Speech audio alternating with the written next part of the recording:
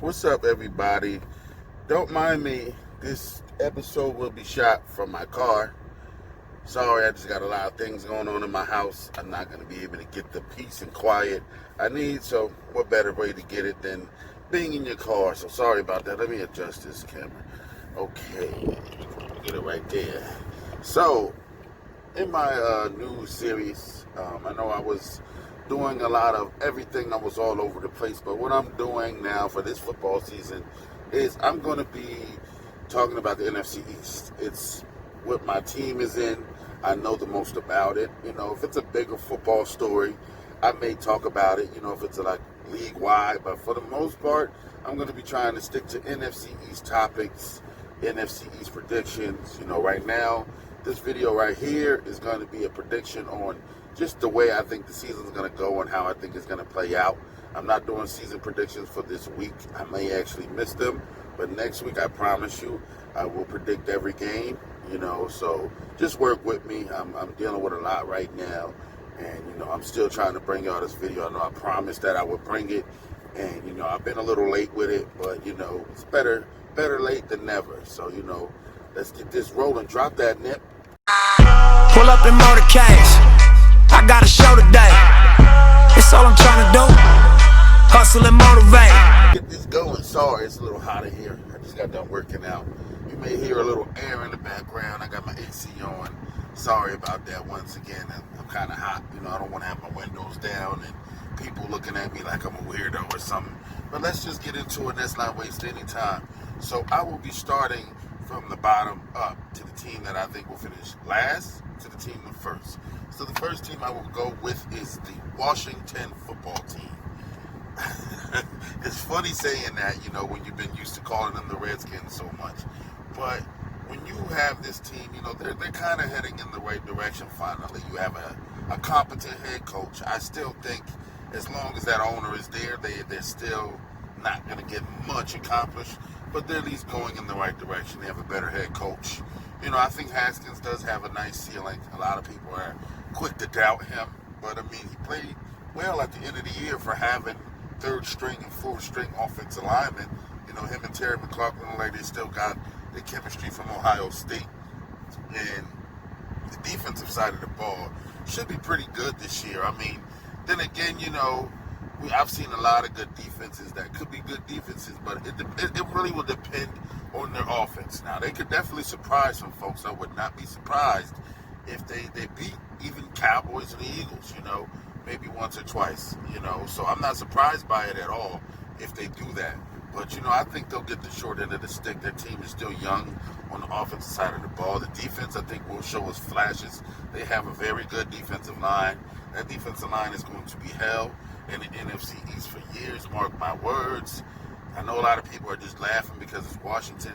That defensive line is going to be held. Chase Young is the real deal. They got Sweat on the other side. They got 2D tackles. They got backup tackles. And now Reuben Foster can play this year. Landon Collins played decent this year. You know, Ron Rivera usually has good defenses. So I think, you know, they'll be trending up in the next few years for the Washington football team. I do have them finishing last this year. I say with the record about at worst 4 and probably 12 at best. You know, they might get you a 6-10, maybe a 7-9, maybe a 7-9. But I see it more between like 4 and 12 and a 6-10 range for them. Next, we're gonna go to the New York Giants. So we know about this team. You have Freak Leg, Mr. Freak Legs over there, Saquon Barkley, pause. Daniel Jones, he's got a big arm. You know, he has to control that fumbling. I think he will. He put on a lot of muscle this year, so he won't get stripped as easy. Their offense really isn't a problem. Their offense can score. They scored a lot last year. It's the defense. And the only reason that I'm putting them over the Washington football team is I think they'll be able to outscore them, but they're not going to stop anybody. If you look at the older style of football, then I probably would have took Washington. But now I'm more like, you know, it's more, if you can't score in this league, you can't win. You know, it's changed. You still need the decent defense, but you have to be able to score. There's too many electric offenses where if you can't score, you're not going to win. It don't matter how good your defense is. If your offense is keeping you on the field at most of the game, you're not gonna win that game. Especially if you're going against a good team. You know, you got to beat Kansas City, Baltimore, you know, New Orleans, Tampa Bay, all these teams with explosive offenses. If you can't put it up, you're not going to win, you know, and that's why I put the Giants over the Skins because they can score. They even scored a lot last year. Evan Ingram being healthy a whole season would definitely help them. He's definitely a matchup nightmare at tight end. He's more of a wide receiver. He's an athletic freak in nature. You know, they have Slayton, who had a good year. Golden Tate is still there. Sterling Shepard, another guy that could be really good, but never is healthy, you know. And Saquon had a down year due to health-wise last year. So it seems like health was going to be a big part of them this year. So, you know, hypothetically speaking, if they stay healthy, you know, I can see at worst a 6-10 team, possibly 8-8. You know, they can put it up, man. Daniel Jones isn't a bad quarterback. He proved me wrong. I laughed at the pick when they took him over Dwayne Haskins, and now I'm kind of eating crow because he's looking way better than Dwayne Haskins. He's more mobile than Dwayne Haskins, you know, and if they kept Odell, he might have had a better year. Kid's got a big arm, man. He can throw that shit easily, and it's probably going to be better now that he has more muscle on his body. It's probably going to be really letting it rip, so they're heading in the right direction. They're coaching pick Joe Judge. I'm not sure about it.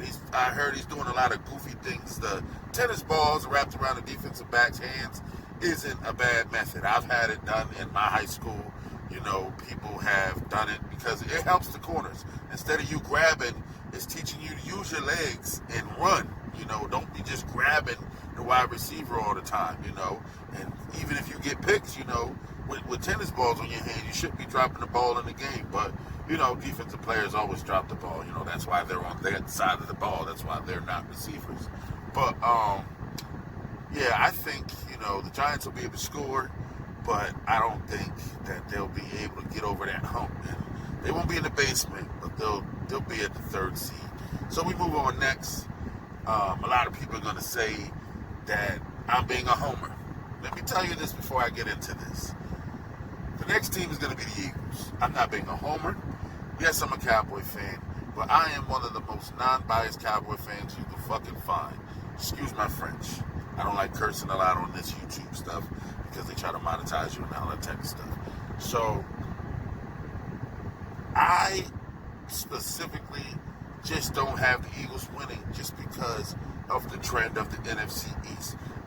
Nobody repeats as champions. Nobody. It never happens. You know, that thing is done. If it does happen, I'll eat my crow just like I did about Daniel Jones. And I also ate crow about Amari Cooper because I was one of the Cowboy fans that hated the trade. You know, now I love the trade.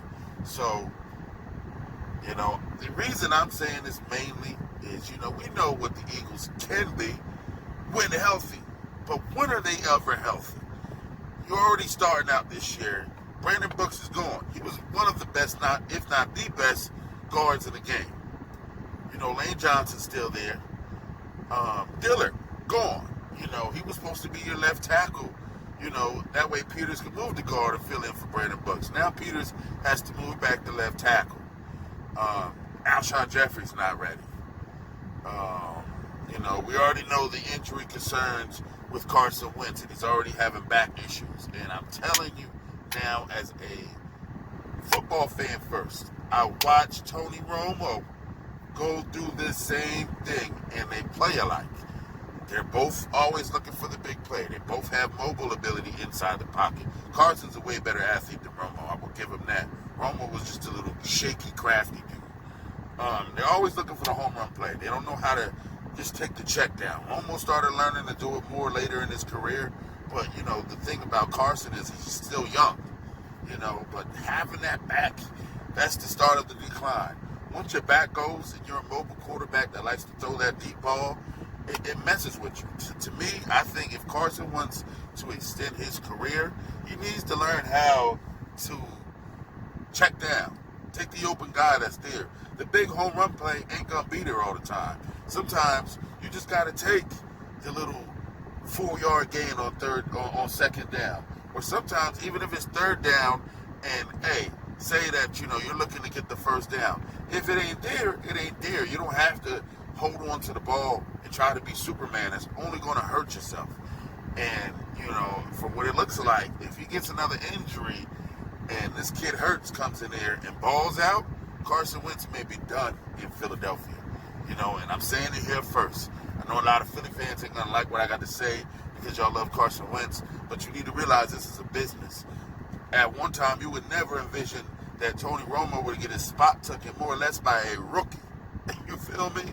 And I know he was way older than Wentz, but it's the guy can't get out of injuries. His first year, he had an injury, even though he was able to play the rest of the year. Second year, we already seen the torn ACL. The year after, the back. And last year, the concussion. And now he's starting the season having back problems. I even heard that Rager was hurt, but he's able to play. I don't know how you go out from missing the first 4 weeks of the season to being able to play. So you can't think he's going to be 100%. And that's only going to be worse. Nobody ever really starts the season as 100%. And when you get later in the season, mostly everybody at the season is about 80, 70%. So, I see the Eagles finishing second. I could see them possibly getting the wild card with the addition of the extra spot. I definitely think they're capable of getting that spot. That kind of helps out the NFC East because we usually always have a second team that's 9-7, 8-8, sometimes even 10-6, and they don't get a spot. But I think we do have a good chance to get 2 spots this year. And it just depends on health for the Eagles. I can see the Eagles easily breaking the mold and winning the division. It's just all going to rely on health, and we'll see, man. But right now, I don't know, man. I don't know. It's just not looking that great for the Eagles health-wise, and seeing as they're going to make it a full 16 weeks in the playoffs. So now, we finished the number 1 with my team, the Dallas Cowboys. Everybody knows what's going on. Big off season. Got CeeDee Lamb. Everybody wants to see him play. Sucks that Gerald McCoy isn't there. I definitely wanted to see Gerald McCoy play. I'm happy about Everson Griffin being here. One thing I did hear, don't quote me on it. I'm hearing Earl Thomas is a short thing. They're just waiting for, Monday. There's some type of veteran contract that where if Earl Thomas doesn't play, the first week of the season, and say when they sign him after, if he doesn't fit in the next 4 weeks and they want to cut him, they only have to pay him 25% of his salary. They don't have to pay him the whole salary. So this is why they are waiting. They're trying to make sure everything is good. They don't want to be forced into a deal that have to pay him out and all that type of stuff. So I'm hearing that's why we're waiting on Earl Thomas. To me, this season is on Dak Prescott. The pieces are there. Even people trying to doubt the defense. I think Earl Thomas, if we sign him, will come help our secondary. A lot of people are bashing our secondary because of what they did last year. But if you go look at the stats, our secondary had to cover guys the longest. Now, I think we helped that situation. The pass rush will be a lot better. We have multiple guys that can get after the quarterback. I can't wait to see what this Aldon Smith noise is looking like because I've heard he's been great in camp. I've heard great things. They said Aldon Smith looks like his old self. He's script in shape. They even have him starting on our depth chart. He's starting this week over Everson Griffin. So I can't wait to see what he does. Leighton Vander Esch's health is going to be very important as well. Him going out last year hurt our linebacking core. Jalen Smith, he's almost there. I still don't even think he's 100% because he used to be able to move in the passing coverage, easily. But now it's more, north-south. He's not ready for that cutting explosion yet. But I think LVE is very important to our defense. He takes away the middle of the field. He's a big guy. He's 6'4". He's got that range. He's got long arms. I think our secondary will get helped out by if our pass rush can get there. If LVE can stay healthy, it's going to make our pass rush even better because now we can blitz Jalen Smith, which is his strong suit. The year before, when our defense was good, we were able to send Jalen Smith on them blitzes, which helped us out.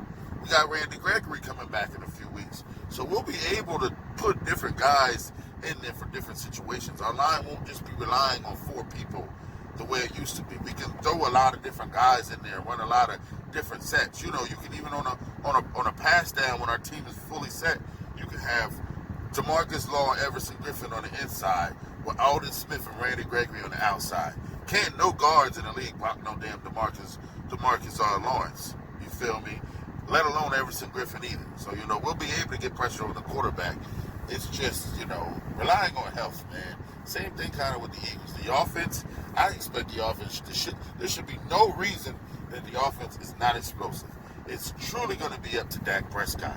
If Dak Prescott is still, throwing the ball behind guys and having to wait till they're completely open for him to throw the ball, we may struggle. If Dak Prescott takes the next step as a quarterback and learns to throw the ball to guys to where they can get the rack and, hit guys in stride, the ceiling, we don't know where the ceiling could be with this team. But, we'll have to wait for the season to see. Those are my predictions. I will